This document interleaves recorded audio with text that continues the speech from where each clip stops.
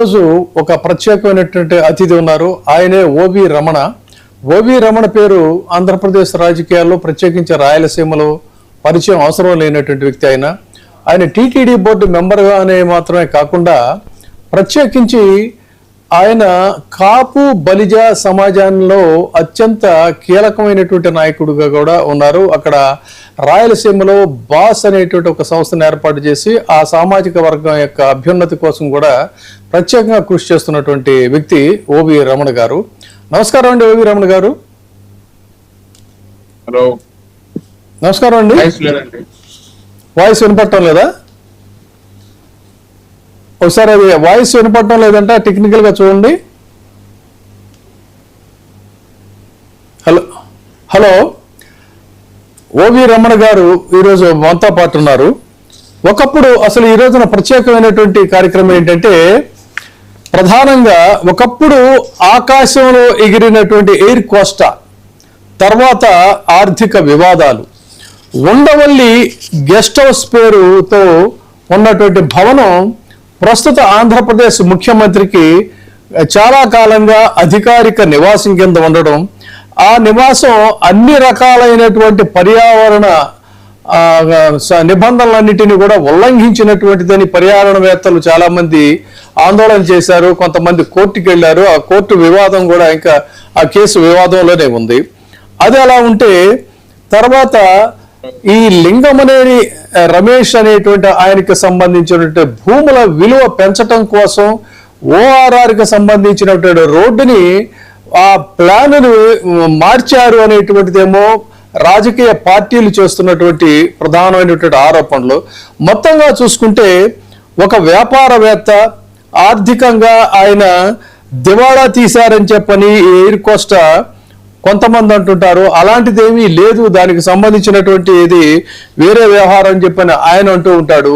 ఇలా చూసుకుంటే ఆర్థిక వివాదాలతో అనేకమైనటువంటి వివాదాలు ఆయన చుట్టూ ఉన్నటువంటి వ్యక్తి. ఈయన సామాజికవేత్త అంటే కాదు, పోనీ రాజకీయాల్లో వ్యూహకర్త అంటే అది కాదు. రాజకీయాలతో కేవలం తెర వెనక రాజకీయ ప్రముఖులకి మాత్రం ప్రత్యేకమైనటువంటి సంబంధాలు ఉన్నటువంటి వ్యక్తే కానీ ప్రభావవంతమైనటువంటి వ్యక్తుల్లో లింగమనేని రమేష్ ఉన్నారు అని అయితే మనం చెప్పుకోలేము. అటువంటి లింగమనేని రమేష్కి ఈ రోజున రాజ్యసభ జనసేన నుంచి రాజ్యసభ సీటు వచ్చింది. రాజ్యసభ సీటు రావడానికి పోనీ ఆ పార్టీలో ఉన్నటువంటి ఒక బలమైనటువంటి సామాజిక వర్గ ప్రతినిధి అంటే అబ్బాయి కానే కాదు. కేవలం దానికి చెప్తుంది ఏంటంటే, మాకు అసలు ఒక కులంతో పని లేదని ఆల్రెడీ ఆ పార్టీ అధినేత పవన్ కళ్యాణ్ గారు చెప్పారు. అది చెప్పడమే కాకుండా సోషల్ ఇంజనీరింగ్ లో భాగంగానే ఈయనకి రాజ్యసభ సీట్ ఇచ్చామని చెప్తున్నారు. అయితే చాలా మంది, ముఖ్యంగా ఈ రోజున ఓవి రమణ గారిని అడిగి తెలుసుకుందాం. కాపు సామాజిక వర్గానికి సంబంధించినటువంటి వాళ్ళు, తర్వాత చిరకాలంగా ఆ జనసేన పార్టీలో నమ్ముకొని జెండాలు మోసి అనేక కష్టాలు నష్టాలు ఎదుర్కొన్నటువంటి వాళ్ళు చెప్తుంది ఏంటంటే, ఇది సోషల్ ఇంజనీరింగ్ కాదు, ఫినాన్షియల్ అండర్స్టాండింగ్ అని చెప్పనేమో వాళ్ళు చెప్తున్నారు. సో ఈ నేపథ్యంలో మరి ఇది ఎంతవరకు కరెక్ట్ అనేటువంటి దాన్ని కూడా ఒకసారి మనం రమణ గారిని అడిగి తెలుసుకుందాం. రమణ గారు, ఇప్పుడు వినిపిస్తుందా వాయిస్? వాయిస్ వినిపిస్తుందా అండి?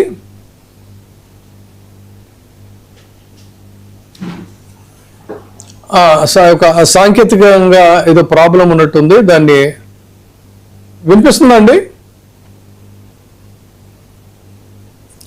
మళ్ళీ ఒకసారి రీజాయిన్ అవ్వండి. మీరు ఒకసారి రీజాయిన్ అవ్వండి రమణ గారు. ఇలాంటి పరిస్థితుల్లో జనసేనకి సంబంధించి అనేక మంది, అంటే ఇక్కడ క్యాస్టిజం అనేటువంటిది నాబోటి వాళ్ళు డిస్కస్ చేయడం కొంచెం ఇబ్బందికరమైనటువంటి విషయమే, కానీ రాజకీయాల్లో ఈ రోజున ఆ అంశం ఒకటి అనివార్యం అయిపోయినటువంటి పరిస్థితుల్లో, ఎందుకంటే చాలా మంది మనోభావాలతో ముడిపడి ఉన్నటువంటిది. ప్రత్యేకంగా ఏంటంటే ప్రాంతీయ పార్టీలు వచ్చిన తర్వాత ఈ వ్యవహారం పైకి మాకేమీ అలాంటిది ఏమీ లేదని చెప్పుకున్నప్పటికీ కూడా ఈ పోలరైజేషన్స్, ఈక్వేషన్స్ ఇవన్నీ కూడా అనివార్యం అయిపోయినటువంటి పరిస్థితి. సో ఇలాంటి పరిస్థితుల్లోనే ఇప్పుడు ఈ అంశానికి సంబంధించి ఒక పెద్ద వివాదం మొదలైంది. ఏమని ఇప్పుడు మనం ముందుగా చర్చించుకున్నట్టు ఒకప్పుడు ఆకాశంలో అత్యద్భుతంగా ఎగిరినటువంటి ఎయిర్ కోస్టా ఎందుకు ఆర్థిక వివాదాలకి లోనైంది?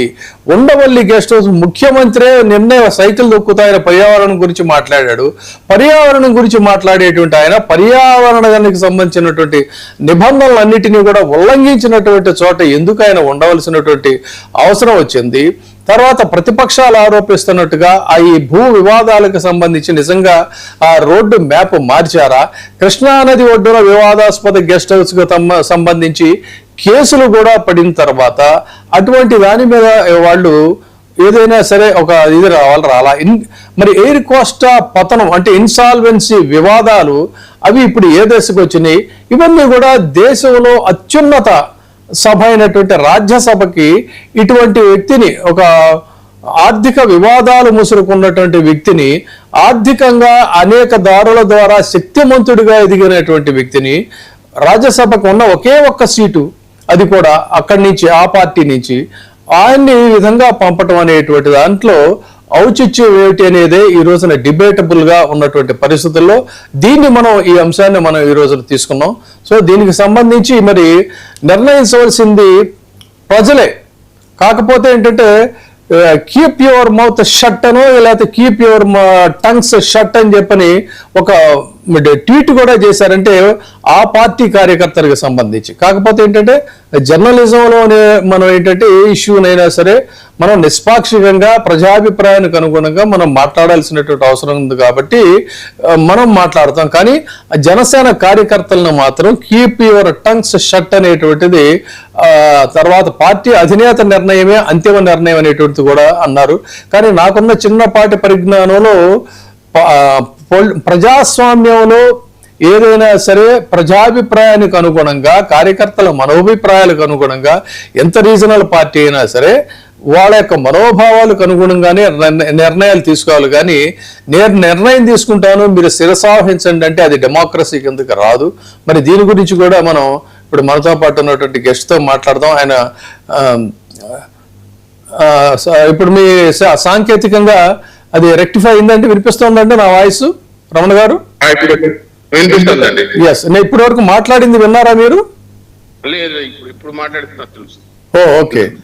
అదే ఇప్పుడు మనకి జనసేన నుంచి ఆర్థిక వివాదాలు అంటే ఎయిర్ కోస్టా ఇన్సాల్వెన్సీ వ్యవహారంలో ఉన్నటువంటి వ్యక్తి, తర్వాత రియల్ ఎస్టేట్ వ్యవహారంలో కూడా వివాదాలు ఉన్నటువంటి వ్యక్తి, అంతేకాకుండా పర్యావరణ అనుమతులన్నిటినీ కూడా ఉల్లంఘించి ఒక గెస్ట్ హౌస్ కట్టి అది సాక్షాత్తు ముఖ్యమంత్రి గారికి ఇస్తే దాని మీద పర్యావరణవేత్తలు చాలా మంది ఆందోళన చేస్తే వాళ్ళని బందర కాలువ నుంచి వరుసగా తరిమి కొట్టినటువంటి ఏది జాతీయ స్థాయి నుంచి వచ్చినటువంటి పర్యావరణవేత్తలను కూడా. తర్వాత ఇప్పుడు అది కోర్టు వ్యవహారంలో ఉంది. ఈ రియల్ ఎస్టేట్ వ్యవహారానికి సంబంధించి కూడా వివాదాలు ఉన్నాయి. అలాంటిది మేధావులు సభకి ఇటువంటి వ్యక్తులను పంపడంలో ఔచిత్యం ఉందా? కాదు అన్నట్లయితే పోనీ మెజారిటీ సామాజిక వర్గం ఎంత కులతత్వం లేదని చెప్పినా కూడా అందులో మెజారిటీ మీరు కూడా బాస్ అనేటువంటి ఒక సంస్థకి తిరుపతిలో ఆ ప్రాంతంలో మీ సామాజిక వర్గానికి సంబంధించినటువంటి వాళ్ళందరినీ కూడా మీరు చాలా మందిని కొంతమందిని చదివించడానికి కానీ లేకపోతే సామాజికంగా కానీ సాంస్కృతికంగా కానీ రాజకీయంగా కానీ ఎదగటం కోసం మీరు చేస్తున్నటువంటి కృషి అన్నీ కూడా అందులో ఉన్నాయి, మీరు మీ ఇతర సహచర వాళ్ళు. అలాంటి పరిస్థితుల్లో ఇందులో ఎంతవరకు ఔచిత్యం ఉంది? అసలు ఇది ఏ తరహా రాజకీయం? తర్వాత ఆ పార్టీ కార్యకర్తల యొక్క అభిప్రాయాలు కూడా నోరెత్తకుండా కీప్ యువర్ టంగ్ షట్ అనేవి కూడా ఒక ట్వీట్ చేసినటువంటి పరిస్థితి. సో ఇది డెమోక్రసీగా మనం చూడొచ్చా, ఆటోక్రసీ అని చెప్పి అనుకోవాలా? దీని గురించి మీ అభిప్రాయాలు ఏంటి? ప్రజాబాబు గారు నమస్కారం అండి. నమస్తే. మీరు చెప్పిన చాలా విషయాలు మాట్లాడారు. ఒకటి ఇన్సాల్వెన్సీ బ్యాంక్రప్సీ ఇలాంటి వాటిల్లో బ్యాంక్ కేసుల్లో బ్యాంక్ మనీ లాండరింగ్ కేసుల్లో ఇలాంటి వాళ్ళు ఆల్మోస్ట్ పెద్దల సభలో ఉండే వాళ్ళు చెప్పాలంటే మోర్ దాన్ 60% వాళ్ళేనండి ఉండేది. ఈవేళ ప్రజారాజ్యం పార్టీ కదా గత అన్ని పార్టీల నుంచి కూడా ఇటువంటి వాళ్ళు అక్కడికి వెళ్తూనే ఉన్నారు, వెళ్తారు కూడా. ఎందుకంటే పెద్దల సభ అనే మాట మీరు వచ్చి రాజ్యసభలో వచ్చిందంటే ఇవన్నీ మనం ఎన్ని మాట్లాడుకున్నా నిజాయితీలు, చిత్తశుద్ధి, ప్రజాసేవ అన్ని ఉట్టి మాట్లాడండి. బిజినెస్ ఎవరైతే రాజ్యసభ సీట్లు ఇవన్నీ ఏమైపోయినాయంటే ఇప్పట్లో ఉన్న పరిస్థితిలో బిజినెస్ మీ దగ్గర డబ్బులుంటే మీరు ఛత్తీస్గఢ్ లో తెచ్చుకోవచ్చు, డబ్బులుంటే మీరు మధ్యప్రదేశ్ తెచ్చుకోవచ్చు, ఉత్తరప్రదేశ్ లో తెచ్చుకోవచ్చు. అవి కావాలి ఇక్కడ. మీ పైన ఇండికేషన్ ఉన్నా పర్వాలేదు, ఏమున్నా పర్వాలేదు. సో దానికి బార్ అంటే ఏమీ లేదు. అటువంటి పారామీటర్స్ పాటించే వాళ్ళు కూడా ఎవరు లేరు. ఎన్ని పై మాటలు చెప్పినా, ఎన్ని శుద్ధులు చెప్పినా అటువంటిది ఏమీ లేవు. ఈయన కూడా అతిథుడు కాదు. కాకపోతే ఇక్కడ మీరు అడిగిన రెండో ప్రశ్నకు సమాధానం ఏంటంటే, మరి ఈ పార్టీ నాయకులు ఏ పార్టీ నుంచి ఇప్పుడైతే మీరు చెప్పిన పేరు అతను పంపించారో, ఇతనే ఒకప్పుడు మాట్లాడితే పార్టీ పెట్టినప్పుడు పార్టీలో ఉండే వాళ్ళకి నేను సీట్లు ఇవ్వటం కానీ, నేను చట్టసభలకు పంపించే వాళ్ళు కూడా చాలా చిత్తశుద్ధిగా ఉండాలి, నీతిమంతులై ఉండాలి, కేవలం ప్రజాసేవ అనే ఒకే ఒక లక్ష్యంతో చేయగలిగే వాళ్ళని మాత్రం నేను ఎంచుకుంటాను, అలాంటి వాళ్ళని పంపిస్తాను అని చెప్పాను. మరి ఆ మాట మళ్ళీ ఒకసారి మనం గుర్తు తెచ్చుకున్నప్పుడు అది నేను మీకు ఇంకొకటి కూడా వీడియో పరంగా గుర్తు చేస్తానండి. ఆ కరకట్ట నివాసం గురించి గతంలో వారు ఏం మాట్లాడారో ఒకసారి ఆ వీడియో ప్లే చేయండి.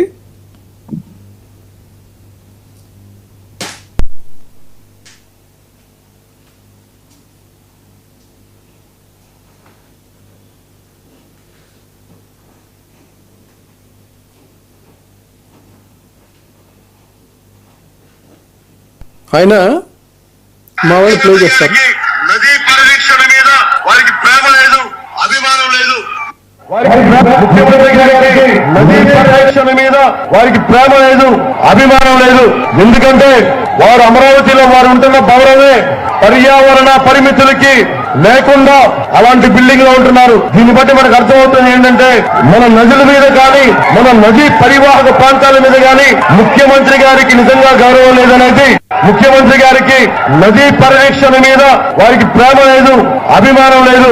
ఎందుకంటే వారు అమరావతిలో వారు ఉంటున్న భవనమే పర్యావరణ పరిమితులకి లేకుండా అలాంటి బిల్డింగ్ లో ఉంటున్నారు. దీన్ని బట్టి మనకు అర్థమవుతుంది ఏంటంటే, మన నదుల మీద కానీ, మన నదీ పరివాహక ప్రాంతాల మీద కానీ ముఖ్యమంత్రి గారికి నిజంగా గౌరవం లేదనేది. ఇదండి, ఇది ఎప్పుడంటే లింగమనేని రమేష్ గారితో సంబంధాలు ఏర్పడటానికి ముందు పవన్ కళ్యాణ్ గారు మాట్లాడినటువంటి మాట. ఆ నదీ పరివాహక ప్రాంతంలో అన్ని రకాలైనటువంటి నిబంధనలు కూడా తుంగలోకి తొక్కి ఆయన అక్కడ గెస్ట్ హౌస్ కడితే దాని మీద ఆయన ఆ రోజున నిజాయితీగా మాట్లాడారు. ఆ తదనంతర కాలంలో వారికి ఆ పరిచయాలు అవన్నీ కూడా స్నేహ సంబంధాలు, ప్రగాఢమైనటువంటి ఒక సాన్నిహిత్యం ఏర్పడిన తర్వాత బట్ అదే భవనంలో ఇప్పటికీ కూడా ముఖ్యమంత్రి గారు నివసిస్తున్నారు. మరి ప్రజలకి ఏ విధంగా ఆ రోజున అలా మాట్లాడటం, మళ్ళీ ఈ రోజున ఇలా మాట్లాడటం, ఇవన్నీ కూడా ఎలా పబ్లిక్ అసలు అంటే గుర్తుంచుకోదనుకుంటారా, లేకపోతే మనం ఎప్పటికీ ఏదైనా సరే అప్పటికి ఆ విధంగా మాట్లాడినా కూడా పర్వాలేదు జనం యాక్సెప్ట్ చేస్తారని ఎలా చూడాలి దీన్ని? ఒకటేనండి, వీళ్ళకు తెలిసింది ఇప్పుడు ఏంటంటే గతంలో ఉన్న రాజకీయాలు, ఇప్పుడు జరుగుతున్న రాజకీయాలు మనం ప్రజలను ఈజీగా మోసం చేయగలుగుతామని వాళ్ళు అనుకుంటారు. ప్రజలు మనం ఏం చెప్పినా నమ్మేస్తారని వాళ్ళు అనుకుంటారు. కానీ గతం గడిచిపోయింది. అది వచ్చే రోజుల్లో చాలా గత 2 సంవత్సరాల నుంచి స్టార్ట్ అయింది. ప్రజలు చాలా చైతన్యవంతులైనారు. ఎప్పుడైతే చేతిలోకి ఆయుధం వచ్చిందో, మొబైల్ అయిన ఒక ఆయుధం చేతిలోకి వచ్చిందో, మనం ఎన్ని బటన్లు నొక్కినా, ఎన్ని మనం డోర్ డెలివరీలు చేసినా, ఎంత డబ్బులు ఇచ్చినా అవన్నీ ఏమి పనిచేయవని విజయ్ నిరూపించాడు అక్కడ తమిళనాడులో. అవి నిరూపితమవుతాయి. మనం ఎన్ని మోసాలు చేసినా ఆ క్షణం మనం వాళ్ళు అనుకుంటారు మేము చెప్పిన మాటల్లో మా ఇంద్రజాలకు మంత్రజాలంతో పడిపోయారు, వాళ్ళు చెప్పిన మాటలు నమ్మారు. కానీ యాక్చువల్ మంత్రజాలం వాళ్ళ చేతుల్లో ఉంది. రేపు వాళ్ళు చూపిస్తారు. ఈయన ఇదొక్కటి కాదండి, ఇవాళ ఒక్కటి చూపించారు సార్, మీరు చాలా ఉన్నాయి, చాలా మాటలు చెప్పాడు. కులాన్ని గురించి కాపు కులాన్ని ఏ విధంగా తొక్కబడుతున్నారు, ఏంటో పోల్చాడు. కమ్యూనిజం భావాలు అన్నాడు, చౌకవీర సిద్ధాంతాలు అన్నాడు. కానీ ఇప్పుడు అసలు కాపులతో నేను ఎప్పుడు చెప్పలేదు, నా పార్టీలో కాపులు అనేటువంటి ప్రస్థానం నాదంతా కూడా కులాలని కలిపే ఆలోచన. ఇప్పుడు కూడా వాళ్ళు ఆ పార్టీ కార్యాలయం జనం వస్తుంది ఏంటంటే ఈ లింగమనేని రమేష్కి రాజ్యసభ సీట్ ఇవ్వటం అనేది ఒక సోషల్ ఇంజనీరింగ్లోనే ఒక స్ట్రాటజీ అని చెప్పి కూడా చెప్తున్నారు. అయితే విపక్షాలు ఏమంటున్నాయంటే సోషల్ ఇంజనీరింగ్ కాదు, ఇది ఫినాన్షియల్ ఇంజనీరింగ్, ఫినాన్షియల్ అండర్స్టాండింగ్ అని వాళ్ళు అంటున్నారు. బట్ ఈ సోషల్ ఇంజనీరింగ్ అనేటువంటి దానికి అసలు నిజంగా దానికి ఒక శాంక్టిటీ ఉందంటారా? కాపులు ఆమోదిస్తారా? ముఖ్యంగా కాపులు ఆమోదిస్తారా? నేను ఒక మాట అడుగుతాను విజయబాబు గారిని, మిమ్మల్ని ఎవరన్నా రెడ్డి ముందుకు వచ్చి వైఎస్ఆర్సీపీ పార్టీ పెట్టండి ఎప్పుడో చెప్తారండి? కమ్మలు వచ్చి చంద్రబాబు నాయుడు గారు మీరు పార్టీ పెట్టండి మన కులం ఉందని చెప్తారా? ఏ కాపుళ్ళు ఏ కాపు వెళ్ళి ఆయన దగ్గరికి మీరు పార్టీ పెట్టండి అని ఆయన కానీ అన్నయ్య కానీ అడిగారా? అడగలే. మీరు వచ్చారు. ఇది పెద్ద జాతి, మన జాతి కొంత మనకు దిక్కుబొక్కు లేకుండా పోయింది. ముద్రగడ్డ పద్మనాభం ఉద్యమం చేస్తే మీ అన్నయ్య అక్కడికి వెళ్ళాడు కదా, చిరంజీవి గారు అక్కడికి వెళ్ళారు కదా, తుని సంఘటన తునికి వెళ్ళి కదా, ఏది రిజర్వేషన్ కోసం అని చెప్పి మీరు వెళ్ళారు కదా. కాపు జాతి పైన ప్రేమ లేకుండా వెళ్ళారా? కాపు జాతిని ఐక్యత చేయాలి అని చెప్పి కదా మీరు వెళ్ళారు. మీరింటికి అదే పని ఏక అంటూనే మీ ఇంటికి వచ్చినప్పుడు రిజర్వేషన్ విషయం చిన్న విషయం. మీరు మంత్రిపదవి అడిగిన ముందు అయ్యా మాకు జాతిని రిజర్వేషన్ చేయండి, బీచ్లకి ఏదో చేయండి అంటే 5 నిమిషాలు అయిపోయింది. మీకు ఆ చిత్తశుద్ధి లేదు. అప్పుడు వ్యాపారమే, ఇప్పుడు వ్యాపారమే. ఇప్పుడు మీరు అంటున్నారు నాకు కాపులు అవసరం లేదని. ఎందుకంటే అంతర్లీనంగా మిమ్మల్ని బహిరంగ ఓన్ చేసుకున్నారు. గత 2 ప్రభుత్వాలు కాపులు దూరం పెట్టాయి, కొంచెం కాపులను చిన్న చూపు చూశాయి, కాపులకు రావాల్సిన ప్రాధాన్యత ఇవ్వలేదని చెప్పి ఖర్చుతో 2024లో మీకు వచ్చాయి. మరి 2014లో మీరు ఓడిపోయినప్పుడు మీ స్టార్డమ్, మీ ఇమేజ్ ఏమైపోయింది? 2014లో మీరు ఇదే తెలుగుదేశం పార్టీకి ఇచ్చారు కదా, అప్పుడు చంద్రబాబు నాయుడు గారికి పుటాపటికిన కదా సీట్లు వచ్చాయి. మీరు మద్దతు ఇచ్చినంత మాత్రాన అంటే పెద్ద మెజార్టీ ఏం రాలేదు కదా. 2019లో మీరే కంటెస్ట్ చేశారు కదా, మీరే కంటెస్ట్ చేసి డిపాజిట్ కూడా రాలేదు. మీరన్న పాయింట్ కూడా ఒక వ్యాలిడ్ పాయింట్ ఏంటంటే ఈ మధ్య ఇటీవల ప్రజారాజ్యం పార్టీలో ఒక క్రియాశీలకంగా ఉన్న ఒక ఆయన నాతో ప్రస్తావించిన అంశం ఏంటంటే ఆ రోజున ప్రజారాజ్యం పార్టీకి 18% ఓట్లు వచ్చాయి. అదే 18% ఏ ప్రజారాజ్యం పార్టీకి ఎక్కడెక్కడైతే మెజారిటీ సీట్లు వచ్చాయో అవే సీట్లు ఇవాళ జనసేనకు కూడా వచ్చాయి. దానికి ఏంటంటే వీళ్ళు ఏడానయ్యారు కలవడం వల్ల తప్ప అదనంగా వచ్చినటువంటి స్థానాలు పెద్దగా ఏమో. మిగతా వచ్చిన స్థానాలు 1, 2, 3 ఏవో ఉన్నాయి. అవన్నీ కూడా ఏంటంటే ఇప్పుడు చంద్రబాబు నాయుడు గారికి సంబంధించినటువంటి వ్యక్తికి జనసేనలోకి పంపించి సీట్ ఇచ్చారో ఆ రోజున కూడా అలా తెలుగుదేశం పార్టీ నుంచి జనసేన అభ్యర్థులుగా నిలబెట్టినటువంటి వాళ్ళు ఎవరన్నా 1, 2, 3 గెలిచారేమో, కానీ మిగతావన్నీ కూడా ఆ రోజున ప్రజారాజ్యంగా పడినటువంటి ఓట్లే ఈ రోజున కూడా పడ్డాయనేది ఒక విశ్లేషణ చేశారు. దాన్ని మనం మొత్తం నియోజకవర్గాల వారీగా చూస్తే ఆయన చెప్పింది కూడా కరెక్టే అనిపించింది. సో అంటే మీరు చెప్తున్నట్టుగా ఆయన చెప్పినట్టుగా ఆ రోజున ఆయన ఇచ్చినటువంటి పిలుపుకి మెజారిటీ కాపులు వాళ్ళందరూ కూడా జనసేన వెనకే వాళ్ళు లైనప్ అయ్యారు. కాబట్టే ఆ ఓట్లన్నీ కూడా కూటమిగా అటు ఇటు కలవడం వల్లే ఆయన గెలిచారు అనేది మీరు చెప్పినట్టు. మరి గతంలో అందువల్ల ఆయన గెలవలేకపోయారు అనేది కూడా ఒక లాజికల్గా మనం చూడాల్సినటువంటి అంశం. మరి ఇప్పుడు నాకు అసలు అలాంటి కులాల ప్రస్తావన లేదని చెప్తున్న సందర్భంలో కాపు నాయకుడిగా మీరు కాపుల యొక్క మనోభావాలు ఎలా ఉంటాయంటారు? అయినా కూడా సరే మేము ఇలాగే ఉంటాం, మీరు ఏ లింగమనేని గారికి ఇచ్చినా కూడా కీప్ యువర్ టంగ్ షట్ అన్నా కూడా మేము పడి ఉంటామని అంటారా? కాదంటే మీరు చెప్పినట్టుగా తమిళనాడులో లాగా ఆలోచన చేస్తారా? మెజారిటీ వాళ్ళ యొక్క మనోభావాలు ఎలా ఉంటాయంటారు? నేను అదే చెప్తున్నాను విజయబాబు గారు, ఆయన మనకంటే కూడా ఆయన శక్తి సామర్థ్యాలు ఆయనకు బాగా తెలుసు. ఎందుకు చెప్తాను ఈ మాట అని చెప్పంటే ఈయన పెట్టిన బహిరంగ సభలంతా ఈయన చెప్పుకుని జన సైనికులు పేరే కొంచెం అన్యాచురల్గా ఉంటుందండి. ఎవరన్నా కార్యకర్తలు అంటారు, క్యాడర్ అంటారు, కానీ దేశంలో ఇంకా మిగతా ఇట్లా సైనికులు, వీర మహిళలు ఈ ఏదో పౌరాణిక భాష ఎక్కడా లేదు. సరే ఈయన పెట్టుకున్నాడు, ఈయన పోయిన సభల్లోకంతా సీఎం సీఎం సీఎం అని అంటుంటే ఈయన 2-3 సందర్భాలు చీరెత్తుకొచ్చి సీఎం అంటారు, ఓట్లు వేసేయలేదు సచ్చేయలేదని ఈయనే అన్నాడు. మీరు అనలే, నేను అనలే, ఆయనే చెప్పుకున్నాడు మీరు ఓట్లు వేసేయలేదు సచ్చేయలేదు, సీఎం అయ్యేది లేదని.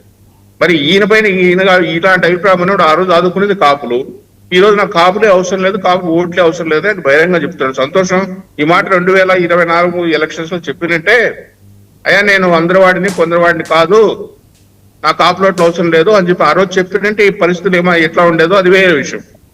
ఈవేళ చెప్తున్నాడు ఆయన. సంతోషం. కాపు జాతికి అంతా సిగ్గు వచ్చింది. నేను అందుకే చెప్పిన కాపు జాతి మాకు సిగ్గులేని జాతి అయిపోయినాము, మాకు సిగ్గు, పౌరుషం, రోషం చచ్చిపోయినాయి మాకు. అవి ఉంటే మేము ఇలా ఉండేవాళ్ళం కాదు. ఎందుకంటే అత్యధిక జనాభా ఉండే ఈ సామాజిక వర్గం మీద 23% ఉన్నాము. 1,25,00,000 మంది ఉన్నాం, అందులో యూత్ 85 లక్షలు ఉన్నాయి. మా సిగ్గు చెరకు చచ్చిపోయిందని బాధపడుతున్నాం అంతే. అంతకంటే మేమేమనగలుగుతాం? ఆయన ఏం అడగలేదు. ఆయన ఏమి జాతికి ఏదో ఉద్ధరించమని చెప్పి ఏమి అడగలేదు. అంతర్లీనంగా మీ దగ్గరికి వచ్చిన కాపు చేస్తే అన్యాయం అయిపోయినాయా? కాపు కార్పొరేషన్ పెట్టారు, 1000 కోట్లు డబ్బులు ఇస్తా ఉన్నారు. 2 ఏళ్ళు దాటిపోయింది. ఇవాళ 100 కోట్లు అందులో డబ్బు లేవు. మీరు సెకండ్ పొజిషన్ లో ఉన్నారు, కాకపోతే చీఫ్ మినిస్టర్ స్థాయిలో మీరున్నారు. మీ గుడ్ ఆఫీస్ యూజ్ చేసుకొని 100 కోట్లు ఇస్తే పేద విద్యార్థులు కొంచెం ఫారిన్ చదువులకు అడిగిడికి వెళ్తారని చెప్పి అడగటం కూడా ఆ మాత్రం అవ్వడానికి కూడా ఈ జాతికి అర్హత లేనప్పుడు ఆ మాత్రం అడిగి ఎందుకు డిప్యూటీ సీఎం పదవులు మీరున్నారని చెప్పి మీకు కోపం వస్తే ఇంకా ఈ జాతికి మాకు పౌరుషం ఎక్కడ ఉందండి? మాకు అయితే ఇలాంటి విషయాల్ని ఒక అనుభవపూర్వకంగా ఆయన ముందే ఊహించి ముద్రగడ పద్మనాభం గారు విభేదిస్తే ఆయన్ని దారుణంగా ట్రోల్ చేశారు. తాజాగా ఈ మాట అన్న తర్వాత ఇటీవల కొన్ని డేస్ బ్యాక్ ఇంకొక కాపు సంఘం నాయకుడు ఆయన మాట్లాడితే ఆయన్ని కూడా చాలా దారుణంగా పచ్చి బూతులు తిడుతూ ట్రోల్ చేసిన పరిస్థితి. అయితే ఈ ట్రోలింగ్ వ్యవహారం మీద ఈ మధ్య ఒక మహిళా సామాజికవేత్త అండి, చాలా గొప్ప రచయిత, ఆవిడకి సాహిత్య అకాడమీ అవార్డు కూడా వచ్చింది. ఆవిడ ఎంత అద్భుతంగా ఒక కార్యక్రమంలో మాట్లాడిందంటే, ఏ తరహా రాజకీయం ఇది? ఇలా తిట్టించడంలో ఔచిత్యం ఏంటి? మేమైనా మీరైనా ఎవరైనా కూడా ఏ తల్లులైనా ఒకటే కదా అని ఆవిడ చెప్పింది. కానీ దీన్ని వాళ్ళు ఒక వెపన్గా, అంటే నోరెత్తేటువంటి వాళ్ళని బూతులు తిట్టడం ద్వారా వాళ్ళను నోరు మోయించవచ్చు అనేటువంటి సంస్కృతి వచ్చిన సందర్భంలో మరి మీరు దీన్ని ఎలా ఫేస్ చేస్తారు? అంటే పొలిటికల్ పవర్ వాళ్ళ చేతిలో ఉంది, గొంతులు మాట్లాడే గొంతులు వాళ్ళకు ఉన్నాయి, ఆ గొంతులు వినిపించేటువంటి బలమైన మీడియా వాళ్ళ చేతిలో ఉంది. సో మీరేమో చూస్తే ఇప్పుడు మీరు కానీ అంతకుముందు మాట్లాడిన ఆయన కానీ మేము దగా పడ్డామని మీరు చెప్తున్నారు. సో ఈ దగా పడ్డాం అనేటువంటి ఈ దీంట్లో మీ భవిష్యత్ కార్యాచరణ ఎలా ఉంటుంది? ఈ ఒత్తిడిని తొక్కివేసే విధానాన్ని, అణిచివేత ధోరణిని మీరు ఎలా ఫేస్ చేస్తారు? నేను ఇప్పుడు ఎవరైతే నాయకుడు ఆయన చెప్పబోతున్నాడో మేమంతా చాలా గొప్ప ఊహించుకున్నాం. ఎవరైనా కూడా ఆ సంఘం నాయకుడు ముఖ్యమంత్రి స్థాయిలో చూడాలనుకున్నాం మేము.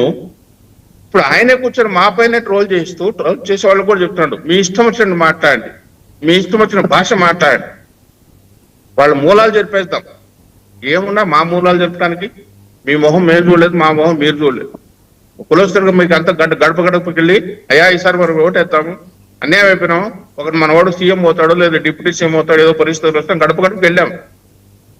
వెళ్ళిన తర్వాత మీ దగ్గర మా మూలాలు చెప్పేంత పని మేమేం చేసాం? మీకు అధికారం ఇచ్చింది కనుక ఈ పొద్దు వద్దంటే నాకు సంతోషం. మిమ్మల్ని ఏమో మేము క్లెయిమ్ చేయట్లేదు కదా, మిమ్మల్ని ఏమో అనటం, మీరు తిట్టినా పడుతున్నాం, మేము చేసి పాపానికి మేమే పడాలని చెప్పి మేము పడుతున్నాం. మీరు పడేగా తిట్టిస్తున్నారు, మాత్రం నా పని కూడా రోజు చేయించారు కానండి. రంగా కుటుంబాన్ని గురించి పోలీసు, మీరు రంగా కుటుంబం గురించి మీ దగ్గర నేను చెప్పాల్సిన పని లేదు. రంగా కుటుంబానికి నాకు పోలిక అంటాడు ఈయన. రంగా కుటుంబం నాకు పోలిక అంటాడు. ఎక్కడ రంగా, ఎక్కడ పవన్ కళ్యాణ్ అండి? కాపు జాతి పని చేస్తే రంగా వస్తున్నా భయం పెట్టిన రంగా, అటువంటి రంగా ఇన్నేళ్ళు అయిపోతున్నారు. ఇంకా రంగా బ్రాండ్ అనేది ఒకటి ఆంధ్రప్రదేశ్ లో కనిపిస్తుంది, వినిపిస్తుంది అంటే అది రంగా. నేను ఎలా మొన్న రాజకీయాల్లోకి వచ్చాడు రంగా, ఆయన కాపు కులం, వాళ్ళ మిస్సెస్ ఏమో ఇంకో కులం, మరి పుట్టిన బిడ్డ ఏ జాతి అంటాడు. ఇంత వల్గరగా మాట్లాడినప్పుడు అదే నీ కుటుంబంలో ఇదే ప్రశ్న ఇదే కోణంలో నిన్నడితే నీ సమాధానం ఏం చెప్తావు? నీ ఫ్యామిలీ ఎంత బాధపడుతుంది? మీ ఇంట్లో ముగ్గురు బిడ్డలు ఏ జాతి అని నేను ప్రశ్నించినప్పుడు మొత్తం నీ దగ్గర ఉండే సైనికులు అంత పెట్టి బూతులు తిట్టించడమా నీకున్న చిత్తశుద్ధి? ఇదేనా నీ సనాతన ధర్మం? ఇదేనా నువ్వు మాట్లాడతాను నీతి? అవతల కుటుంబాన్ని నువ్వు ఏలైతే ప్రశ్నించినప్పుడు వాటి పుట్టిన బిడ్డ ఏ జాతి అని అడిగినప్పుడు మరి అదే ప్రశ్న అదే కోణంలో నిన్ను కానీ మీ అన్నయ్యలు కానీ అడిగితే ఎక్కడ సమాధానం చెప్తావు? ఎక్కడ తలబెట్టుకుంటావు? సనాతనం గురించి ఇది మాట్లాడమని చెప్పింది నీకు? ఏ సనాతన ధర్మం చెప్పింది? సాక్షాత్ నీ బిడ్డలు తీసుకు కొండపైన క్రైస్తవులని డిక్లరేషన్ పెట్టి సంతకం పెట్టి ఇచ్చావు కదా. సనాతన ధర్మం అంటే మిగతా జాతులు మన జాతులు కలుపుకోవడం కదా సనాతన ధర్మం. నీ కుటుంబంలో వాళ్ళని నువ్వు కలుపుకున్నప్పుడు నువ్వు సనాతనవే? నువ్వు సాక్షాత్ కొండపైన డిక్లరేషన్ సంతకం పెట్టేసి మీ కృష్ణము క్రైస్తవులము ఆయన దర్శనానికి వస్తున్నాం, దేవుడి పైన పై మీద డిక్లరేషన్ సంతకం పెట్టేసి వచ్చి దర్శనానికి వెళ్ళావు కదా. హిందూకి జాతర ఎందుకు చేర్చలేకపోయావు? సనాతనం గురించి మనం మాట్లాడటమా? ఇది మేము ప్రశ్నించినప్పుడు మా కులాల గురించి మాట్లాడిన ఆవేదన చేసినప్పుడు తప్పు, ఇది కరెక్ట్ కాదు అంటే నేను అడ్డమైన ట్రోల్ చేయిస్తారా? ఇంకా మాట్లాడని చెప్తావా? ఇదే రాజకీయ నీతి? ఇదే రాజకీయాల్లో పైకి ఉండాల్సిన లక్షణం ఇదా? ఎందుకండి మాయ మాటలు, మోసం పాటలు ఎందుకండి? ఒకసారి మీకు అధికారం వచ్చింది, అధికారంలో కూర్చోబెట్టారు, మేం చేసుకున్న దౌర్భాగ్యమో మీకున్న అదృష్టమో అక్కడ పరిస్థితులు ఏవైతే కానీ వచ్చాయి. కానీ ఇలాంటి విషయాలు, ఇలాంటి సున్నితమైన విషయాలు తీసుకొచ్చి మాట్లాడటం, కులం అనేదే ఒక సున్నితమైన విషయము. కానీ ఎవరు లేకుండా మీరే చుట్టూ పిక్కున్నారు. ఉన్నటువంటి కులం నాకు అక్కర్లేదు, మిమ్మల్ని ఎవరో మాట్లాడితే వాళ్ళని టార్గెట్ చేయండి. మిమ్మల్ని ఎవరో ఒకరో ఇద్దరు మాట్లాడితే వాళ్ళని టార్గెట్ చేయండి. కానీ కులాన్ని మొత్తం ఎక్కువ కాపు కులమే నాకు అక్కర్లేదు మాట్లాడితే, ఈ రోజుల్లో ఏ రాజకీయ నాయకుడన్నా పరిణతి చెందినవాడు 10% జనాభా ఉన్న వాళ్ళు కూడా వస్తున్నారండి. ఈ జాతి నాకు అక్కర్లేదు వీళ్ళు ఓట్లు అని ఎవడు చెప్పడానికి సాహసించడు.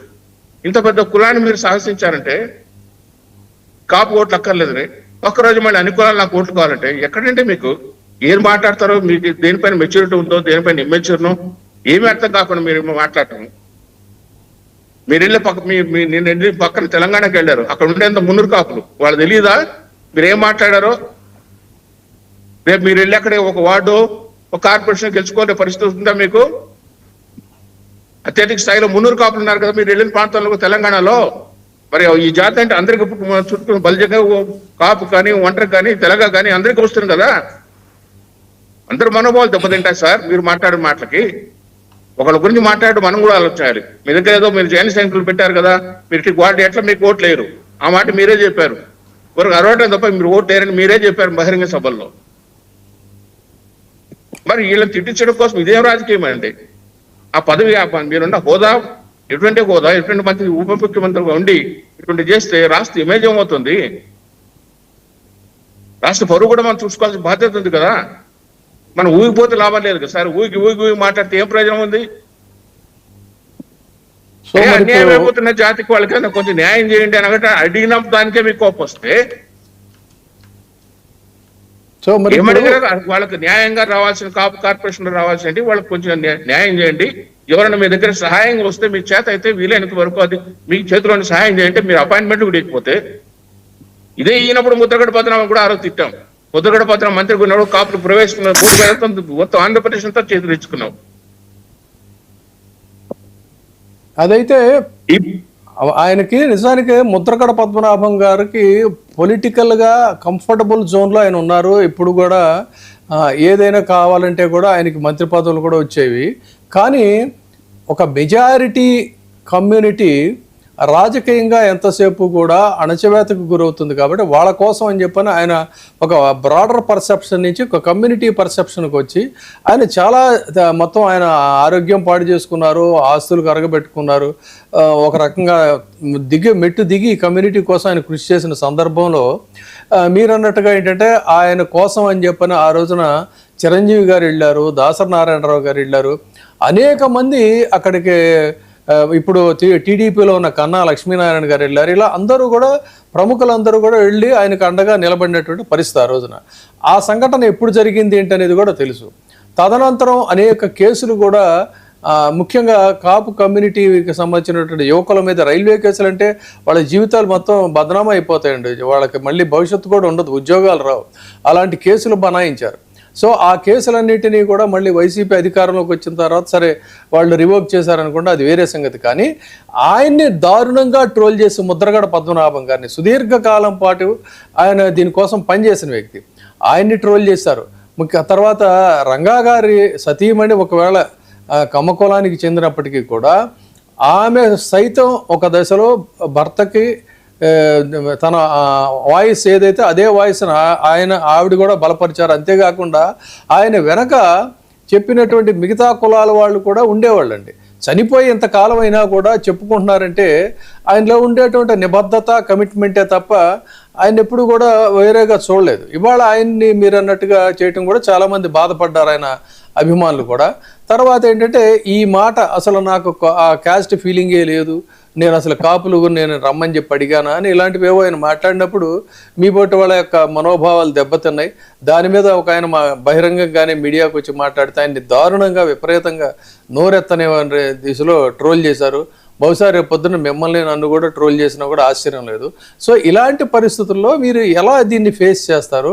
మీ భవిష్యత్ కార్యాచరణ ఎలా ఉంటుందంటారు? మరి భవిష్యత్తు ఏముంటుందండి, ఆయన భవిష్యత్తు ఆయన నిర్ణయించుకున్నాడు, మీరు నేను చేయక్కర్లేదు. ఆయన తెలిసింది ఏముంది, ట్రోల్ చేస్తారు.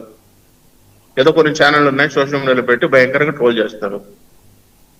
మేమేం చెప్పాం కానీ మీకు ఉండేది అదే తప్ప అర్హత వేరేది ఇంకేమీ లేదు.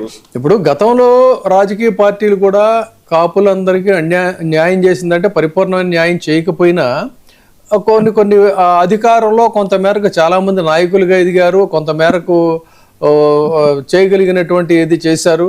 ఎప్పుడు అవమానించడం అనేది అయితే జరగల, ఒక రెస్పెక్ట్ అయితే ఇచ్చేవాళ్ళు ఎవరు వెళ్ళినా కూడా. అయితే ఇప్పుడు మరి అవమానాలు కూడా ఎదుర్కొంటూ అందవలసినటువంటి ఫలాలు కూడా అందకుండా రకరకాల కారణాలతో వాళ్ళకి వీటిని దూరం చేస్తున్నటువంటి నేపథ్యంలో మళ్ళీ మనం బ్యాక్ టు లింగమనేని గారి విషయానికి వస్తే 80లో ఆయన రియల్ ఎస్టేట్ రంగంలోకి ప్రవేశించారండి.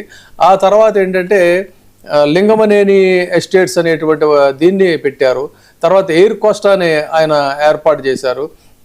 లింగమనేని ఎస్టేట్ అధినేతగా ఆయన ఈ అన్నీ కూడా పర్యావరణ అనుమతులన్నీ కూడా వైలేట్ చేసి మరి నదీ గర్భంలో డ్రైనేజ్ కూడా లేనటువంటి చోట చాలా దర్జాగా భవనాలు కట్టగలిగారు. మామూలు వాళ్ళు కడితే ఎప్పుడో దాన్ని డిమాలిష్ చేసేవాళ్ళు. తర్వాత ఆ అనుమతులు లేని చోట అధికారికంగా కూడా ప్రజావేదికని చేస్తే అది మహాపరాధంలాగా విపరీతంగా ఆ రోజున ప్రజావేదికను కూల్చేస్తారు. ఆ ప్రజావేదిక ఎంత దారుణం, ఎంత అన్యాయం చెప్పని అంటే వాస్తవాల్ని ఒక నెగిటివ్ ఆస్పెక్ట్లో ప్రొజెక్ట్ చేసి మరి చేశారు. సో ఈ విధంగానే ఇప్పుడు కూడా ఈ జరుగుతున్నటువంటి వ్యవహారం ఇదే కరెక్టు, రమణ గారు లాంటి వాళ్ళు మాట్లాడేవి అన్నీ కూడా కరెక్ట్ కాదు, లేకపోతే ఇంకొక కాపు నాయకులు మాట్లాడేది కరెక్ట్ కాదు సో అని ఇలాంటి ప్రచారాలు ఉన్నప్పుడు మీరు వాటిని ఎలా ఫేస్ చేస్తారు? ఏమనుకుంటా, ఇప్పటికే కాపు జాతి అంతా ఒక నిర్ణయానికి వచ్చేసింది, తరం నిర్ణయిస్తుంది. ఎప్పుడు కూడా కాలంలో ప్రతి ఒక్కరు ఒక టైం ఉంటుంది. విజయబాబు గారు, మీరు నేను దాదాపు 38-40 సంవత్సరాల రాజకీయాలు చూస్తున్నాం, జాతీయ రాజకీయాల్లో చూసాము. ఇటువంటి వాళ్ళు చాలా మంది వస్తుంటారు, పోతుంటారు. వీళ్ళంతా సీజన్ పొలిటీషియన్స్. ఇవాళ వస్తారు, మాట్లాడతారు. ఇప్పుడు మీకు నాకు మనం పట్టం అలవాటేం కాదు, 40 ఏళ్ళ నుంచి పడుతూనే ఉన్నాం. ఈ చోట మోట వాళ్ళు ఏదో వాళ్ళు పాపం వాళ్ళు ఈయన చెప్తే పాటిస్తే వాళ్ళకి ఏమి ఉండదు, ఈ టికెట్ల కోసం లేకుండా ఏదో చోట మోట వీటితో బతకాల్సిందే. వాళ్ళకైనా పోనీ భవిష్యత్తు ఉంటుందా, ఏమైనా భవిష్యత్తు కల్పిస్తాడా, అటువంటిది ఏమి ఉండదు. వాళ్ళు అజ్ఞానంలో ఉన్నారు కాబట్టి ఈయన ఊపిడికంతా వాళ్ళు తినాలు ఊగినట్టు ఊగుతూ ఉంటారు, తిట్టించడం ఒకటి. రెండోది వాళ్ళు తిట్టడం ఒక పక్కన పెట్టండి, వాళ్ళ స్థాయితో మనం మాట్లాడుకోవాల్సిన అవసరం లేదు. వాళ్ళ స్థాయికి మన దిగజారాల్సిన పని లేదు. వాళ్ళు మాట్లాడారు కాబట్టి మనం మాట్లాడాలి. నాయకుడిగా ఉండాల్సిన నాయకుడిగా అనిపిస్తున్నారు. ఇంతమంది సినీ యాక్టర్లు వాళ్ళ నాయకులు అయినారా, ఎవరు కూడా ఇంత నీచంగా ఇంత స్థాయి దిగజారి మీరు మాట్లాడండి అని చెప్పి ఎవరు మాట్లాడలేదు. సినిమా యాక్టర్లు దాదాపు 9 మంది వచ్చారు రాజకీయాల్లోకి. ఎంజీఆర్ కానీ, జయలలిత కానీ, తమిళనాడు తీసుకుంటే కమల్ హాసన్ కానీ, శరత్ కుమార్ కానీ, ఎన్టీ రామారావు గారు కానీ, ఇంతమంది కృష్ణరాజు కానీ, కృష్ణ కానీ, ఇంత చాలా మంది నాయకులు వచ్చాక హుందాగా ప్రవర్తించారు. ఏదో పొజిషన్ లో పనిచేశారు కానీ ఇప్పుడు భాషలో మార్పు తెచ్చుకోవాలి. భాషలు ఇట్లా తిట్టండి, వాడిని కొట్టండి, ఇట్లా నరకండి అని ఎవరు చెప్పలేదండి. ఈ విధంగా తీసుకొచ్చి నేను కోపం వస్తానే ఇటు మాట్లాడటం, ఏ విధంగా వాళ్ళని మాట్లాడించడం. ఇప్పుడు మీరు ఇంకొక కుటుంబాన్ని గురించి వాళ్ళ జాతి వాళ్ళు ఏ జాతికి పుట్టిన వాళ్ళని మాట్లాడే స్థాయికి మీరే దిగజారితే అసలు హననంలో కూడా ఒక హద్దులు అనేటువంటివి లేకుండా తర్వాత ఆడవాళ్ళని కూడా ప్రొవోక్ చేసి వాళ్ళతో కూడా తిట్టించడం చేయటం అనేది అసలు రాజకీయాల్లో సుదీర్ఘకాలం పాటు నేను జర్నలిజంలో ఉన్న రాజకీయాల నుంచి మీరు దగ్గర నుంచి చూశారు. ఎప్పుడు కూడా అసలు ఇలాంటి ఈ భాష కానీ ఇలాంటి వ్యక్తులు కానీ రాజకీయాల్లో ప్రత్యక్ష రాజకీయాల్లోకి ఈ కార్యకర్తల రూపంలో రావడం, ఒక లంపెన్ గ్రూప్ అంతా కూడా వాళ్ళు ఒక మనిషి స్థాయి ఏంటి, వాళ్ళ వ్యవహారం ఏంటి, మనం అనవచ్చా అనకూడదా, మనకు అర్హత ఉందా లేదా అనేది కూడా లేకుండా ఎవరిని పడితే వాళ్ళని ఇష్టారాజ్యంగా చేయడం, వాళ్ళని ఎంకరేజ్ చేయటం చూసే ఈ రాజకీయ సంస్కృతి బహుశా భారతదేశంలో ఆంధ్రప్రదేశ్లో తప్ప ఇంకెక్కడా బహుశా లేదేమో. మరి దీన్ని ఎలా మీరు ఫేస్ చేస్తారు? ముఖ్యంగా ఏంటంటే కమ్యూనిటీలో ఉన్న ముందుకొచ్చే ప్రతి నాయకుడిని కూడా వ్యక్తిత్వ హననం చేసేస్తున్నారు కదా, ఎలా మీరు యునైట్ అవుతారు మళ్ళీ తిరిగి?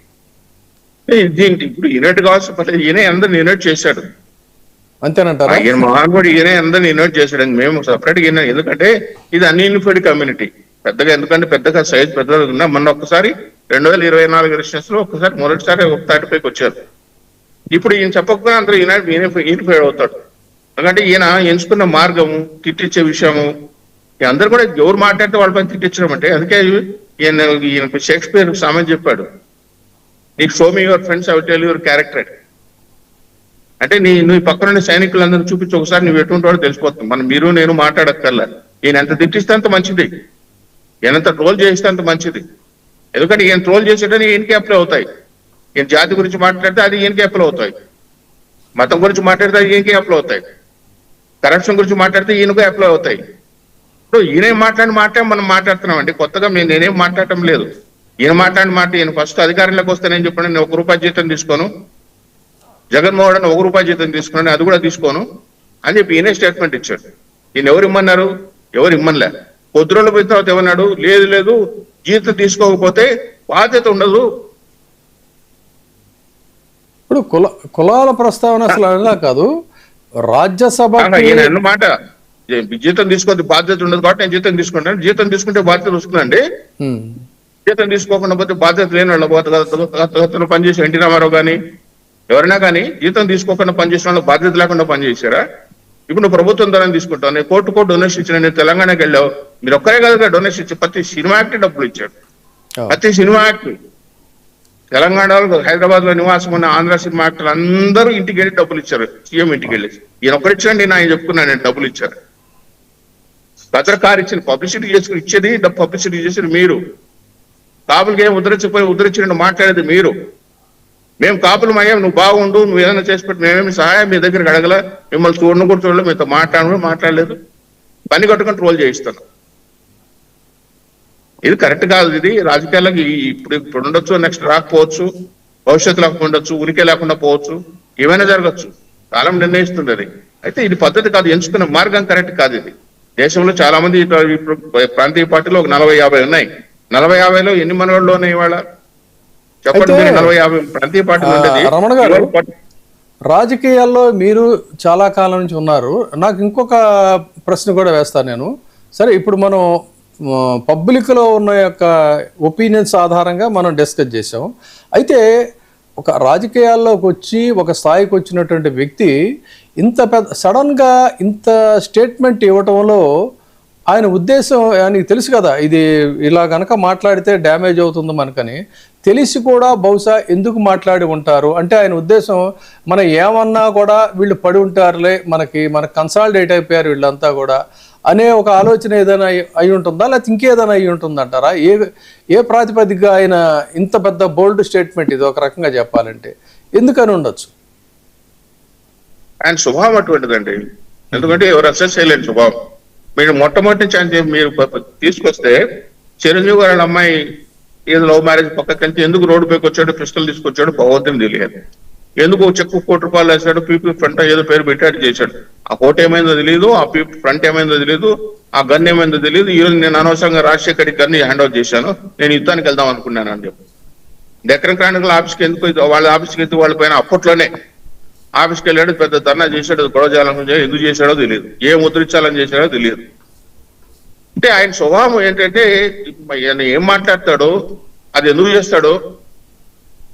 ప్రజారాజ్యం పార్టీలో ఉన్నప్పుడు ఆయన యువరాజ్యం అధ్యక్షుడిగా ఉన్నాడు. మరి జనసేన పార్టీలో వాళ్ళ కాంగ్రెస్ విలీనమైనప్పుడు వాళ్ళ గురించి 4 మాటలు మాట్లాడాడు. మా ఆయన ఆ పని చేసిండు, ఈ పని చేసిండు. వారం రోజులు మళ్ళీ కలిసిపోయారు. వాళ్ళనేమో కాంగ్రెస్ లో ఉన్నాడు. కాంగ్రెస్ లో పదవి తీసుకున్నప్పుడు ఏమో మళ్ళీ వాళ్ళు బాగానే ఉన్నారు. ఈయనేమో కాంగ్రెస్ నేను తోలు తీస్తాను, తాట తీస్తానని చెప్పి మాట్లాడతాడు. అంటే ఆయనకు ఒక సిద్ధాంతము, నేను మాట్లాడి రేపు భవిష్యత్తు ఎట్లా ఉంటుంది, దీని పరిణామాలు ఏ విధంగా ఉంటాయి, పర్యవేక్షణలు ఏ విధంగా ఉంటాయి, మనతో ఉన్న వాళ్ళకి దీని వల్ల వచ్చిన ఇబ్బంది, అటువంటి ఆలోచన అంత పరిణితి కలిగిన వ్యక్తి నేనైతే అనుకోను. చిరంజీవి అయినా కొంచెం ఆలోచన చేసిన వ్యక్తి ఏమో కానీ ఇతనికి అంత పరిణితి ఉందని నేనైతే అనుకోవట్లేదు. ఏదో మాట్లాడేస్తాడు, ఆయన పైన మళ్ళీ మాట్లాడితే తట్టుకోలేడు, జీర్ణించుకోలేడు. రాజకీయాల్లో ఉన్న తర్వాత మనం ఒక స్టేట్మెంట్ ఇచ్చిన తిరిగి అవతల సైడ్ నుంచి కూడా స్టేట్మెంట్ వస్తుందండి. మనం కామెంట్ చేసిన తర్వాత అవతల వాళ్ళు ఊరుకుంటారా? అది ఉందాగా తీసుకోవాలి. దాన్ని మీ దగ్గర దానికి సంబంధించిన అనుభవజ్ఞులు, మాట్లాడగలిగే వాళ్ళు, ఎదుర్కోగలిగిన వాళ్ళు మీ దగ్గర పెట్టుకోవాలి, ఆ విధంగా చేయాలి. కానీ వాళ్ళు మాట్లాడారు, వాళ్ళని ఉతికి వారేసేయండి. వాళ్ళపైన ఇప్పటి నుంచే స్టార్ట్ చేయండి, ట్రోలింగ్ స్టార్ట్ చేయండి. ఇలా బూతులు మాట్లాడి ఎంకరేజ్ చేసిన లీడర్ని ఎక్కడ నేనైతే చూడలేదండి. ఇంకొచ్చే రోజుల్లో చాలా మంది వస్తారు ప్రాంతీయ పార్టీలు పెట్టు. ఈ 34 లక్షల సముదాయం ఉండి సమూహం ఉండే వాళ్ళు కూడా ఒక ప్రాంతీయ పార్టీ పెట్టుకొని అంటే కులాలకు ఒక పార్టీ లాగా తయారైపోతాం వచ్చే రోజులు. ఇప్పుడు చూస్తుంటే అట్లే ఉంది. నేను అనామలే వచ్చాడు, ఆయన ఇవాళ పెద్ద స్క్రోలింగ్ పోతాను. 10 గంటల్లో 10 లక్షల మంది ఫాలోవర్స్ వచ్చారు. ఫాలోవర్స్ ఇప్పుడు ఓటర్లు కాదండి, ఫాలోవర్స్ అంతా ఓటర్లు వేస్తే ఇప్పుడు కాంగ్రెస్ పార్టీ ఐడియాలజీతో మన కాక్రోచ్ జనతా పార్టీ మొత్తం జంతర్ మంతర్ రోడ్లంతా కూడా యువత మయం అయిపోయిందండి అదంతా కూడా. అవునండి, భయం అయిపోయింది నిజంగానే. ఆ ఫాలో ఈయన చెప్పుకునేది కూడా ఎట్లా ఉంటుందంటే, నాకు ఎంతమంది ఎక్కడికైనా జనాలు వస్తారు, ఆ జనాలను ఓట్లు అనుకోండి. ఏమైంది చివరికి ఆయనే ఒప్పుకున్నాడు, మీరు ఓట్లు వేసేవాళ్ళు సచ్చేయలేదని ఆయనే చెప్పాడు పబ్లిక్ గా. అది కూడా నిరూపణ 2014లో ఆయనకు అసలు దిక్కే లేదు. ఆయన మద్దతు తెలిపితే చంద్రబాబు నాయుడుకి ఇబ్బంది వచ్చింది, ఈయన మద్దతు వల్ల పొటాపొటికి గెలిచాడు ఆయన. 19లో ఈయనే దిగితే రంగంలోకి డిపాజిట్ లేదు, ఈయనే ఓడిపోయాడు 2 చోట్ల. మరి ఏంటని ఈయన శక్తి సామర్థ్యాలు ఈయన గొప్పగా చెప్పుకుంటాడు. నేను అక్కడ అడుగు పెడితే అక్కడంతా 100% స్ట్రైక్ రేట్. ఎక్కడ అడుగు పెట్టావు, ఎక్కడ 100% స్ట్రైక్ వచ్చింది? మీరు కంటెస్ట్ చేస్తే 15% కూడా లేదు. 175 సీట్లు మీరు కంటెస్ట్ చేస్తే 22 సీట్లు, 10% ఎక్కువ, 15% తక్కువ. దాన్ని నేను గెలిచేసిన 100% స్ట్రైక్ రేట్ అని చెప్పి ఇక మాట్లాడుకోవటం కాదు సార్, వాస్తవాలు చూపించాలి. మీ ఇమేజ్ ఉంటే ఆటోమేటిక్ గెలుస్తారు. విజయ్ సైలెంట్ గా పోయాడు 2 ఏళ్లలో, 2 years లోనే. ఎవరికి రూపాయి ఇలా సైలెంట్ గా పోయాడు. ఇంకొక డౌట్ అండి, సరే ఇప్పుడు ఈ ఇష్యూ అంతా కూడా ఏంటంటే మనకి విత్ ఇన్ ద ఆంధ్రప్రదేశ్లో అయితే ఓన్లీ తెలుగు స్టేట్స్కి పరిమితం. కానీ ఇలాంటి వ్యక్తిని రాజ్యసభకు పంపించడం వల్ల రేపు జాతీయ స్థాయిలో కూడా, ఎందుకంటే ఒక ఇంగ్లీష్లో ఒక న్యూస్ వచ్చింది, మీకు చదివి వినిపిస్తాను. Realtor who leased river front bungalow to Chandrababu Naidu goes bankrupt. Ramesh Lingamaneni, promoter of Lingamaneni estates and projects private limited LEPL filed an insolvency petition before National Company Law Tribunal on November 14th. Though indicates that the company was not in a position to repay the loans. ఇది చాలా క్లియర్గా ఆంగ్ల పత్రికల్లో అన్నింటిలో కూడా చాలా ప్రముఖంగా వస్తే, అబ్బాయి నాకు అదేం సంబంధం లేదు, జర్మనీ కంపెనీకి సంబంధించిన లావాదేవీలు అని చెప్పి ఈయన చెప్తున్నాడు. కానీ జాతీయ మీడియాలో ఆల్రెడీ గతంలో వచ్చింది. ఇప్పుడు మళ్ళీ రేపు పొద్దున ఎలాంటి వ్యక్తిని రాజ్యసభకి జనసేన నుంచి పంపించారనేది ఖచ్చితంగా ఇవన్నీ కూడా రేపు జాతీయ మీడియాలో ఒక డిబేట్ అవుతుంది, వార్తలు వస్తాయి. సో దాన్ని ఎలా వీళ్ళు ఫేస్ చేయగలుగుతారు? అసలు కేర్ చేసే పరిస్థితి ఉండదు అంటారా వాళ్ళని కూడా, లేకపోతే కీప్ యువర్ టంగ్ షట్ అంటారా? ఈయన ఎందుకంటే జాతీయ స్థాయిలో కూడా చాలా ఎక్కువగా చెప్పాడు. అంటే ఆయన పాలిటిక్స్ ఎట్లా ఉండాలి డిఫైన్ చేశాడు, ఇంటిగ్రిటీ ఆఫ్ ది పాలిటిక్స్ గురించి మాట్లాడాడు, సవరిటీ ఆఫ్ ది కంట్రీ గురించి మాట్లాడాడు. నేషనల్ మీడియాలో చాలా ఎక్కువగానే మాట్లాడాడు. How the quality of the politics should be అని మాట్లాడాడు. సో అని let him explain tomorrow what should be the quality of the politics, how a politician should be, how politics should encourage these type of things. Okay, let him categorize all these things. రేపు పొద్దున వెళ్ళి కూర్చొని national media మాట్లాడొచ్చాడు కదా, quality of the politics గురించి మాట్లాడు కదా. Let him explain tomorrow what are the qualities of the party, political party. How a politician should be chosen before ఈ sending the upper హౌస్కి వెళ్తున్నాం డెఫినెట్ వాళ్ళు పంపించాలి. Let him explain, let the country knows. ఒక పెద్ద ఆయన ఉన్నాడు కదా ఢిల్లీలో వస్తుంటే, nation wants to know, let the country know. ఈయనే చెప్పాడు, మీరు నేనేం చెప్పలే, ఈయనే వెళ్ళి చెప్పొచ్చాడు అక్కడ నేషనల్ ఛానల్లో. రేపు ఎక్స్ప్లెయిన్ చేయమని చెప్పాడు కదా. వాస్తవానికి ఏంటంటే డాక్టర్ బిఆర్ అంబేద్కర్ ఆయన బృందం రాజ్యాంగం రచించినప్పుడు ఏంటంటే మేధావులు వాళ్ళు ప్రత్యక్ష రాజకీయాల్లో రావడం సాధ్యం కాదు కాబట్టి మేధావుల్ని పెద్దల సభ, ఇటు శాసనసభలో కానీ అటు పార్లమెంట్లో కానీ మేధావుల్ని పెద్దల సభకు పంపించినట్టయితే అప్పుడు మనకి శాసనాలు చేయడానికి బాగుంటుందని చెప్పని ఒక రైతు సంఘాల నుంచి కానీ, లేదంటే శాస్త్ర పరిశోధన రంగాల నుంచి కానీ, కార్మిక సంఘాల నుంచి, కర్షక సంఘాల నుంచి, విద్యావంతుల్ని, తర్వాత లీగల్గా ఎక్స్పర్ట్స్ని, ఇటువంటి ఒక సచ్చీలురైనటువంటి క్లీన్ ఇమేజ్ ఉన్నటువంటి వాళ్ళని, ఆణిముత్యాల లాంటి వాళ్ళని అప్పుడు పెద్దల సభకు పంపించేవాడు. ఆ ఆణిముత్యాల స్థానంలో ఇప్పుడు కాణిముత్యాలు పెద్దల సభకు వెళ్ళేటువంటి పరిస్థితి వచ్చింది. సో దీన్ని మీరు రాజకీయాల్లో ఉన్నటువంటి వ్యక్తి, ఒక ఎడ్యుకేటెడ్ ప్రొఫైల్ మీది, మీరు ఎలా చూస్తారు ఆణిముత్యాలు వర్సెస్ కాణిముత్యాలు? ఆయన చెప్పాలి. ఇప్పుడు నేను అన్ని సిద్ధాంతాల గురించి మాట్లాడిన వ్యక్తి, ప్రశ్నించడానికి వచ్చాడు. ఎవరిని ప్రశ్నించాడు, ఏం ప్రశ్నించాడు, ఏం చేశాడో తెలియదు. కమ్యూనిజం భావాలున్న వ్యక్తిని అని చెప్పన్నాడు. కమ్యూనిస్ట్ సువాసన చేశాడు. మరి ఎందుకు కమ్యూనిస్ట్ అంటే నేనేమన్నా బాక్యపడ్డానా అని చెప్పన్నాడు. మేధావులందరినీ పిలిచాడు. వాళ్ళంతా నన్ను వదిలేసి వెళ్ళిపోయారని చెప్పన్నారు. వాళ్ళు మిమ్మల్ని వదిలారో వాళ్ళు మిమ్మల్ని వదిలేసి వెళ్ళిపోయారు ప్రభుత్వం తెలుసు, పోయిన వాళ్ళకి తెలుసు. అవన్నీ వదిలేశాడు. చేగువేర సిద్ధాంతం వదిలేశాడు. మళ్ళీ సనాతన ధర్మం 2 రోజులు పెద్ద వేషాలు వేసి పెట్టేశాడు. అదేమైందో తెలియదు సనాతన ధర్మం. దాని గురించి మీ కుటుంబం ఉంది అని మాట్లాడితే కోపం వస్తుంది ఆయనకి. సో మీరు దగ్గర నుంచి రాజకీయాలు చూశారు కదా, ఫైనల్ గా చెప్పండి, ఎవరిని వదిలేశారు? ఈయన్ని వాళ్ళు వదిలేశారా, వాళ్ళని ఈయన వదిలేశారా? ఒక 2 పేర్లతో అయినా కనీసం మీకు అన్ని తెలుసు పాలిటిక్స్ కాబట్టి చెప్పండి, ఇది అన్ని అబ్జర్వ్ చేశారు మీరు. ఈయన చెప్పిన మాటల ప్రకారం అయితే కమ్యూనిస్ట్ ఆఫీస్కి ఈయన వెళ్ళాడు, మీటింగ్లు పెట్టుకున్నాడు, వాళ్ళ సిద్ధాంతాలు. ఈయన పార్టీ నుంచి అండి, ఈయన పార్టీ దానికే వస్తున్నాను. ఈయన వెళ్ళిన వ్యక్తుల పేర్లు చెప్పేదానికంటే మీరు అడిగేది ఇద్దరు జేడి లక్ష్మణ్ గారు, చంద్రశేఖర్ గారు ఇద్దరు వచ్చారు. ఇద్దరు మంచి ప్రొఫైల్ ఉన్న వ్యక్తులు పార్టీలోకి వచ్చారు. ఎవరైనా పార్టీలోకి వస్తే పార్టీలోకి వాళ్ళు కూడా మంచి పాత్ర పోషించాలని వస్తారండి. ఎవరెవరో పార్టీని నాశనం చేయాలా, లేదు వాళ్ళ నాశనం కావాలని ఎవరు రారు. ఎవరైనా ఎదురుంటాం రాజకీయాల్లోకి వచ్చినా పార్టీ బాగుండాలి, తద్వారా మనము బాగుండాలి. నేను పార్టీలో చేరితే నాకు ఒక బెనిఫిట్ ఉండాలి, నాకు ఒక ఎలివేషన్ రావాలి, నాకు ఒక స్థానం రావాలని ఎక్స్పెక్ట్ చేసి ఎవరైనా పార్టీలోకి వస్తారు. అంతేగాని పార్టీ నాశనం అయిపోతే ఎవరన్నా రారు. నేను ఎగో పెట్టుకుని నా ఎగో మీ నెత్తుకుని వద్దాలని ఎవరు రారండి. మనం ఎందుకు వెళ్తున్నాం? నాకు ఆ స్థాయి లేనప్పుడు, నాకు ఆ గౌరవం దక్కనప్పుడు, మీ ఎగోతో నేను సాటిస్ఫై కానప్పుడు అవతల వాళ్ళు వెళ్తారు. అంత తప్ప నుంచి ఎవరు కూడా ఒక పార్టీని చూస్ చేసుకొని ఈ పార్టీలో నేను చేరాలని నా భవిష్యత్తు ఉంటుంది నేను నిర్ణయించుకున్నప్పుడు అంత ఆషామాషిగా అని చెప్పి అట్లా వెళ్ళరు. మన పరిణితి కానీ మన ప్రవర్తన కానీ ఏమాత్రం మార్పు లేనప్పుడు వెయిట్ చేసిన తర్వాత వెళ్తారు. ఇవంతా ఎందుకు చెప్తున్నారంటే కమ్యూనిస్ట్ వాళ్ళతో కలిసాడు, కమ్యూనిస్ట్ వాళ్ళతో కలిసి ప్రయాణం చేస్తామండి అన్నాడు. వాళ్ళ ఆఫీస్కి వెళ్ళాడు, మీటింగ్లు పెట్టుకున్నాడు. చివరికి వాళ్ళేం కామెంట్ చేయలేను పాపం. ఎవరు అడిగారు? మీలాంటి పాత్రికేయులు కొంతమంది అడిగితే ఏమండి కమ్యూనిస్ట్ వాళ్ళకి మీరు వెళ్ళారు కదా, మరి వాళ్ళతో ఉండాలంటే వాళ్ళకే నేను బాధ్యపడినానా, వాళ్ళకే నేను బాధ్య ఉన్నానా? అంత దిగజార్చి మాట్లాడాల్సిన పని లేదు కదా. కమ్యూనిస్ట్ వాళ్ళ దగ్గర మీరు వెళ్ళారు, వాళ్ళే మీ దగ్గర మీటింగ్లు పెట్టుకున్నారు. నేనే వాళ్ళకి బాధ్య ఉన్నానా? వాళ్ళేం చెప్పాలా మీరు బాధ్య ఉన్నారని. అంటే దీన్ని బట్టి నేను ఎందుకు చెప్తున్నానంటే మన పరిపక్వత ఎంతవరకు ఉంది అవతలను అసెస్ చేయడంలో. అంటే మనం ఎవరన్నా మనం వదిలేసిపోతే వాళ్ళ పని ఇప్పుడు ఎవరైనా ఆయన గురించి మాట్లాడితే ఈయనేం మాట్లాడతాడు మొదట? ఎవరు పని కట్టుకున్నాం? మేమేం పని కట్టుకుని మాట్లాడటమండి ఆయన పైన? మేము ఎప్పుడైనా మాట్లాడామా? సరే, పవన్ కళ్యాణ్ గురించి పని కట్టుకుని మేము ఎప్పుడైతే ఆయన కాపు జాతి పైన మాట్లాడారు, కాపులు ఓట్లు మాకు కక్కర్లేదు అన్నాడు, అప్పుడు మేము నోరుకున్నాం. ఏమైనా ఇంత అన్యాయంగా మాట్లాడుతున్నావు? మేము సపోర్ట్ చేసాము, మమ్మల్ని వద్దని ఎందుకు మాట్లాడుతున్నాం? ఆయన అభిప్రాయం కానీ మేము ఆయన పని కట్టుకొని ఏదో ఆయన చేయాలి. ఆయన మీడియాకి వచ్చాడు, ఎందుకు వచ్చాడో తెలియదు. సరే, ఇప్పుడు ఆయన రాజ్యసభకి ఒక రియల్ ఎస్టేట్ అధినేతని, ఒక బ్యాంకరప్ట్, తర్వాత పర్యావరణ అనుమతులు ఉల్లంఘించినటువంటి వ్యక్తిని, ఇలాంటి ఆయన్ని రాజ్యసభకు పంపించారు. భవిష్యత్తులో మరి దీని రిప్రకషన్స్ ఎలా ఉంటాయో, శభాష్ మంచి వ్యక్తిని పంపారని అంటారా, కాదు మరో కోణం చూస్తారా, ఏం జరుగుతుందని చూద్దాం. ధన్యవాదాలండి మీరు మాతో పాటు చర్చలో పాల్గొన్నందుకు. రమణ గారికి